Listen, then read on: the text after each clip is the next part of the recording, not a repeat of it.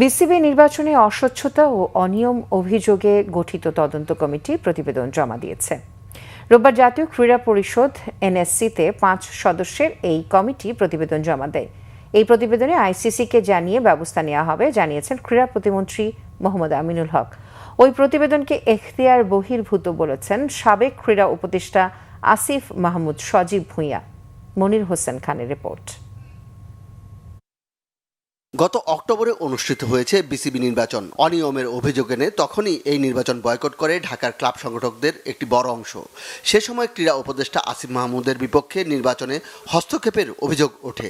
জাতীয় নির্বাচনের পর বর্তমান সরকারের ক্রীড়া প্রতিমন্ত্রীর কাছে ক্লাব এবং বিভাগ ও জেলার সংগঠকরা অনিয়মের অভিযোগ আনে। অভিযোগ তদন্তে গঠিত হয় 5 সদস্যের কমিটি।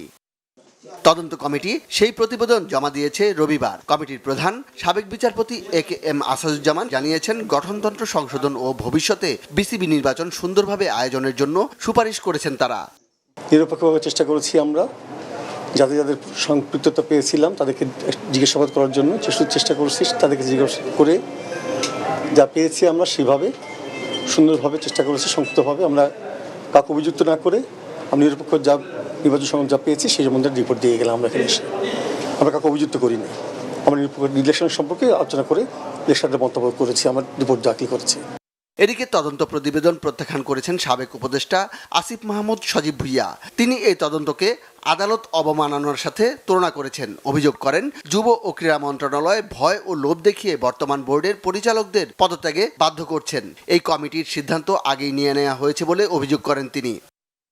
আসিফ মাহমুদ মিথ্যাচার করছেন কিনা তা বিবেচনার ভার জনগণের উপর ছেড়ে দিয়েছেন যুব ও ক্রীড়া প্রতিমন্ত্রী। আন্ত মন্ত্রণালয়ের একটি মিটিং ডেকেছিলাম আমি, এবং সেই মিটিংয়ে আমরা আলাপ আলোচনা করেছি এবং আমরা আমাদের যে আইসিসি রয়েছে সেই আইসিসিকে তদন্ত রিপোর্টটি অবগত করার পরে আমরা পরবর্তী সিদ্ধান্ত গ্রহণ করব ইনশাআল্লাহ। তিনি সত্য বলেছেন কি মিথ্যা বলেছেন আমি আপনাদের উপরে ছেড়ে দিচ্ছি। আপনারা এটা যাচাই করে নেন যে তার যে ফেসবুকের স্ট্যাটাস, সেই যে কথাগুলো বলেছেন সেটা কতটুকু সত্য কতটুকু মিথ্যা। এদিকে প্রতিবেদন জমা দেওয়ার আগেই বিসিবি পরিচালকদের পদত্যাগের হিড়িক। এরই মধ্যে 7 জন পরিচালক পদত্যাগ করেছেন। মুখে স্বীকার না করলেও চাপে আছেন বিসিবি সভাপতি আমিনুল ইসলাম বুলবুল।